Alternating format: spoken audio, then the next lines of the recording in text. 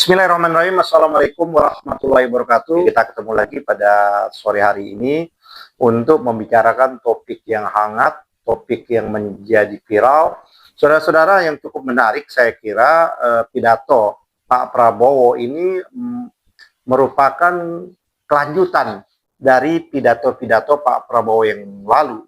Pidato kali ini mengkonfirmasi ulang kesabaran Pak Prabowo dan bahkan tidak hanya dalam bentuk himbauan pada waktu yang lalu itu, bahkan dia sudah memerintahkan kepada Jaksa Agung untuk mengambil langkah-langkah hukum terhadap yang disebut pengkhianat bangsa tersebut, terhadap yang berseberangan dengan kebijakan yang diambil oleh Pak Prabowo. Bahkan Pak Prabowo menyatakan bagi mereka yang memang sudah tidak seiring dan sejalan lagi dengan apa yang ingin dilakukan oleh Pak Prabowo, lebih baik mundurkan diri sebelum dipecat, kata Pak Prabowo. Apa ya yang paling menarik saya kira pidato Pak Prabowo pada waktu itu, yaitu menyangkut masalah yang disebut adalah penyakit elit. Nah, elit yang seharusnya mendapat mandat dari rakyat, elit yang harusnya menjadi penyambung aspirasi rakyat, elit yang seharusnya menjadi suara rakyat, elit yang seharusnya mengabdikan diri kepada rakyat, baik yang ada di pusat maupun yang ada di berbagai jabatan-jabatan strategis yang memang mempunyai kepentingan untuk membela rakyat. Yang dikemukakan oleh Pak Prabowo, ternyata elit ini masih jauh dari harapan. Bahkan sampai ke puncaknya bisa dikualifikasi sebagai pengkhianat bangsa. Apa yang dikemukakan oleh Pak Prabowo pada tanggal 1 Juni itu juga yang mengatakan bahwa Pancasila yang seharusnya mengilhami, Pancasila yang seharusnya menjadi benteng, Pancasila yang harus menjadi bingkai dari sila-sila yang ada, yaitu sila ketuhanan, sila kemanusiaan, sila persatuan, sila musyawarah, kerakyatan, dan keadilan sosial bagi seluruh rakyat Indonesia, itu yang harusnya menjadi kiblat kita berbangsa bernegara, tapi hanya sekedar lip service. Banyak sekali Pak Prabowo menyatakan bahwa hari ini masih perilaku menyimpang, perilaku korupsi itu masih merajalela. Bayangkan, perilaku korupsi itu masih merajalela. Oleh karena itu, pada waktu-waktu yang lalu, Pak Prabowo menyatakan akan terus mengejar para koruptor ini sampai ke Antartika. Bahkan menyatakan seperti itu. Bahkan sampai ke lubang-lubang tersebut akan dikejar. Bahkan berulang kali Pak Prabowo menyatakan kembalikan. Tapi realisasinya sampai hari ini kita melihat bahwa terjadi malah pembangkangan. Kesempatan yang harus diberikan oleh Pak Prabowo jauh dari apa yang diharapkan. Justru penyakit maling uang rakyat, mencuri uang rakyat, merampok uang rakyat ini semakin menjadi-jadi. Kita sama-sama mengetahui bahwa Kejaksaan Agung telah membongkar berbagai macam praktek-praktek maling uang rakyat ini, praktek-praktek korupsi yang dilakukan oleh yang pada waktu itu kementerian-kementerian yang masih rejimnya, masih pemerintahannya Presiden ke-7. Kita sama-sama mengetahui tempat pendidikan yang seharusnya mengajarkan anak didik beriman dan bertakwa, pendidikan yang harus mengajarkan kejujuran, budi pekerti, budi luhur, dan lain sebagainya, menjauh dari perbuatan-perbuatan tercela, perbuatan dosa, perbuatan-perbuatan kriminal. Justru di kementerian ini terbongkar praktek-praktek korupsi yang menakjubkan triliunan rupiah, yaitu pengadaan laptop. Halo, Pak Menteri yang katanya pada waktu itu dengan tema pendidikan merdeka, ternyata merdeka bukan pendidikan, merdeka menggarong uang rakyat, merdeka merampok uang rakyat, merdeka mencuri uang rakyat. Belum di kementerian-kementerian yang lain, saya kira sama-sama kita ketahui juga Kejaksaan Agung juga sudah membongkar kasus korupsi di Pertamina, yang melibatkan beberapa orang, membawakan tokoh-tokoh penting yang hari ini masih diusut oleh yang namanya Kejaksaan Agung. Pada waktu Kejaksaan Agung lagi mengusut, ternyata terbongkar lagi kasus di Pertamina ini. Ini sangat memprihatinkan kita, yaitu kasus yang mendapatkan hak privilege jauh melebihi hak subsidi negara kepada nelayan, subsidi kepada yang namanya rakyat kecil tentang beli solar. Bagaimana ada perusahaan yang namanya korporasi, berdasarkan laporan Tempo, 10 tahun dia meraup keuntungan, setiap tahunnya 7 triliun, berarti 10 tahun 70 triliun, luar biasa uangnya seperti itu, yang diraup oleh korporasi, yaitu yang namanya Adaro, yang membeli di bawah harga yang namanya subsidi.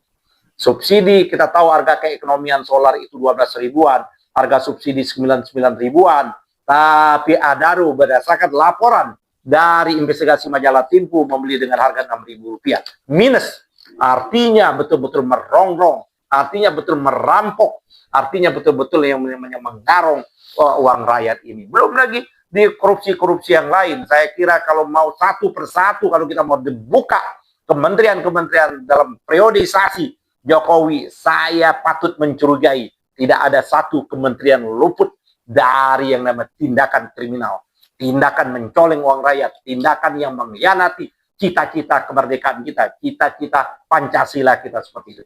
Oleh karena itu, menurut saya Pak Prabowo sudah saatnya mengambil tindakan tegas.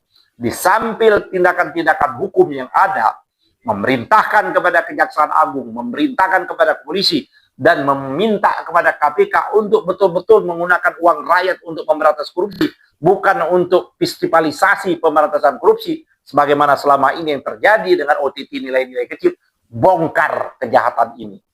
Oleh karena itu, menurut saya, Pak Prabowo tidak perlu Antartika.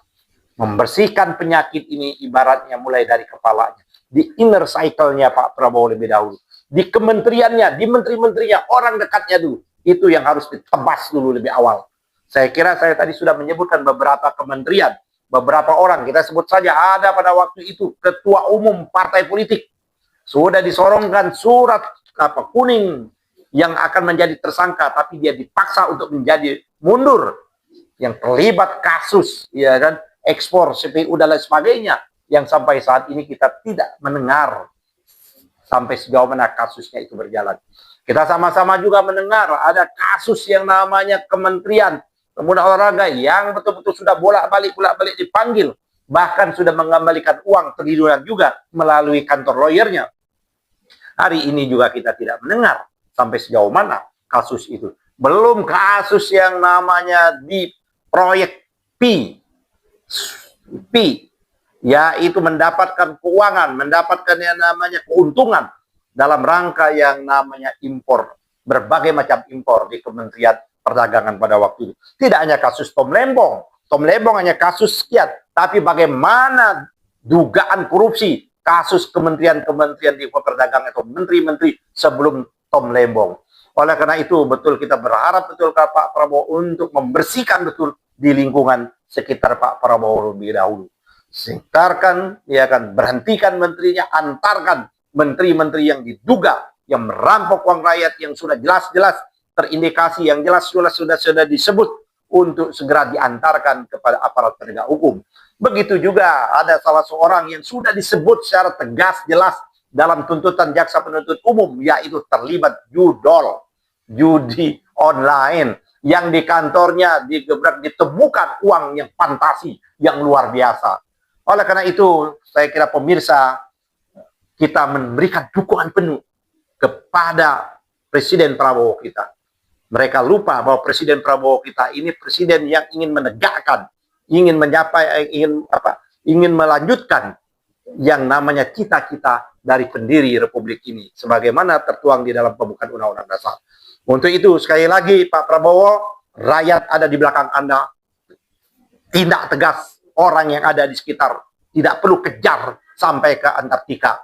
Sekarang orang-orang itu berada dan ikut sering rapat kabinet di pemerintahannya Bapak sendiri. Oleh karena itu, tegas Pak. Tidak ada kata lain, Panglima Pemberantasan Korupsi ada di tangan Bapak. Kira pemirsa, kita memberikan dukungan penuh kepada Presiden kita untuk membasmi tikus-tikus negara ini, tikus-tikus comberan bangsa ini, agar bangsa kita bisa jalan lebih maju, dan insya Allah bangsa kita akan jaya, dan insya Allah negara kita akan menjadi baldatun, toibatun, warubun gopur. Billahi taufiq wal hidayah. Wassalamualaikum warahmatullahi wabarakatuh.